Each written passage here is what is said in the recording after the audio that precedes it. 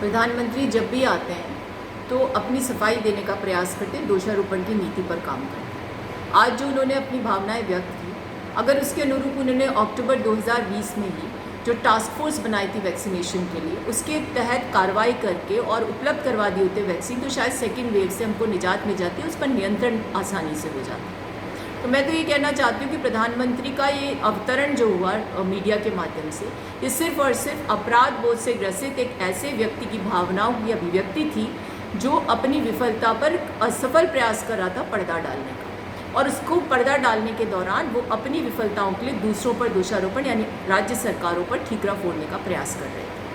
सारा देश जानता है कि कोरोना की भयावहता को बढ़ाने में किसकी सबसे बड़ी भूमिका रही। सबसे बड़ी भूमिका रही प्रधानमंत्री और गृह मंत्री की, जो कोरोना की जो चिंता थी उसको छोड़ करके चुनाव जीतने की चिंता में संलग्न हो गए और ऐसे ऐसे आयोजनों की स्वीकृति दे दी जहां पर मास मोबिलाइजेशन होता है।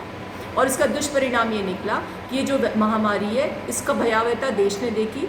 इसकी स्थितियाँ इतनी विकराल हो गई कि लाशें गंगा में बहने लगी। प्रधानमंत्री जो अपनी भावनाओं को व्यक्त करते हैं तो किसी न किसी श्लोक का सहारा लेते हैं। इस बार ये उद्यमिता से जुड़े एक श्लोक का सहारा लेकर के और अपने जो श्रम जो उन्होंने किया नहीं, उसको वो दिखाने का प्रयास किया उन्होंने। लेकिन मैं कहना चाहती हूँ कि उद्यमेने ही सिद्धयन्ति कार्याणि न मनोरथे न ही सुप्तस्य सिंहस्य प्रविशन्ति मुखे मृगा।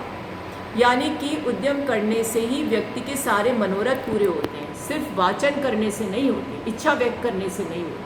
जैसे कि सोए हुए जो शेर होता है उसके मुख में खुद मृग नहीं जाता है, उससे उद्यम करना पड़ता है, परिश्रम करना पड़ता है। और प्रधानमंत्री जी चाहते हैं कि हम विश्वास करें कि उन्होंने बहुत ईमानदारी के साथ परिश्रम किया देश की जनता की जान बचाने के लिए, बहुत ईमानदारी से वैक्सीनेशन के लिए काम किया। फिर क्या आवश्यकता थी सुप्रीम कोर्ट को ये कहने की कि देश की वैक्सीनेशन पॉलिसी सबसे बड़ा कियोस है? क्या आवश्यकता थी सुप्रीम कोर्ट को उनसे कई गाइडलाइंस के आधार पर प्रश्न पूछने की? और फिर क्या आवश्यकता थी सरकार के अटॉर्नी जनरल को ये कहने की कि एग्जीक्यूटिव के काम में सुप्रीम कोर्ट को हस्तक्षेप नहीं करना चाहिए? सच्चाई ये है कि कोरोना मैनेजमेंट में केंद्र सरकार पूरी तरह से विफल रही। ऑक्सीजन की उपलब्धता नहीं हो सकी, दवाइयों की मांग के अनुपात में राज्यों को दवाइयाँ नहीं मिली, और दवाइयाँ मिली भी तो भेदभाव के अनुसार मिली। और स्थिति है कि कोरोना के साइड इफ़ेक्ट से लोग ज़्यादा मर रहे हैं, और साथ ही साथ ऐसी बीमारियां आ गई हैं जिनकी दवाइयाँ नहीं है या उपलब्ध हैं तो बहुत सीमित मात्रा में उपलब्ध है। तो मेरा कहने का तात्पर्य है कि प्रधानमंत्री जी आइए, संबोधन करिए, बोलिए जो बोलना चाहते हैं, लेकिन साफगोई के साथ आइए, ईमानदारी से व्यक्त कीजिए अपनी भावना। जो आत्माएं क्रदन कर रही हैं, जो रो रहे हैं, बिलख रहे हैं अपने परिजनों के बिछड़ने से, जिनको लाशें बहानी पड़ी गंगा मैया में, उनकी आत्माओं को शांति इस तरह के झूठे उद्गारों से नहीं मिल सकती, आपकी झूठी बातों से नहीं मिल सकती। आपने कहा कि साहब अब हम 75% वैक्सीन मुफ्त उपलब्ध कराएंगे, तो ये कौन सी नई बात है? देश की यूनिवर्सल वैक्सीनेशन पॉलिसी जो थी वो इसी आधार पर काम करती थी। केंद्र सरकार प्रोक्योर करती थी, राज्य सरकारों को लॉजिस्टिक्स उपलब्ध करवा करके पहुंचाती थी, और उसके बाद डिलीवर करना राज्य सरकार का काम था, निःशुल्क जनता को। महामारी से निजात दिलाना एक लोक कल्याणकारी सरकार का दायित्व होता है। उसमें आपने नया क्या कर दिया, और उसकी घोषणा करने के साथ साथ आप 2014 से पहले की बातें गिनाने लगे कि तब तक वैक्सीनेशन के ये हालात थे, वो हालात थे। और ये फार्मेसी ऑफ वर्ल्ड तो पहले की सरकारों की देन है, आपकी देन नहीं है। आपने तो आत्मनिर्भरता के स्थान पर वैश्विक निर्भरता बढ़ाई देश की। आपकी पॉलिसीज़ ने तो हर वर्ग को त्रस्त किया है, और पूरा विश्व जानता है स्मॉल पॉक्स इरेडिकेशन में देश ने कितनी बड़ी भूमिका निभाई, पोलियो इरेडिकेशन में ये 2 बूंद जिंदगी के, ये किसकी देन थी? आप अगर कैच फ्रेज के आधार पर देश चलाना चाहते हो, जो आपने प्रयास किया, अब नहीं चलने वाली ये बात है। आप स्टैंड अप, स्टार्टअप और न जाने कौन कौन सी इंडिया क्रिएट करके और दुनिया को मूर्ख बनाने का प्रयास करो देश की जनता के साथ साथ। आपने वो सब कुछ लागू किया जो वेलफेयर स्टेट्स में पहले से लागू होता है, और उसकी वबाई लूटने का प्रयास किया।